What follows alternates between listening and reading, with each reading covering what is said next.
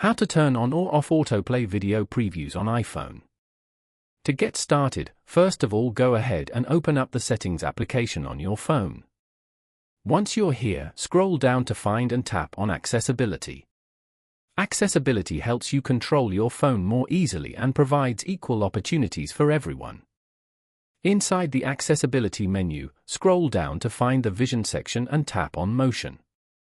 On the Motion page, you will find options that control animations and effects on your device. Scroll down and find the Autoplay Video Previews option, and then tap the toggle switch next to it to turn it off. To enable it, simply tap the toggle switch again to turn it on. Following these steps, you can easily turn on or off autoplay video previews on an iPhone. Thank you for watching. Please leave a like if this tutorial helped you, or leave a comment below if you have any questions related to the video.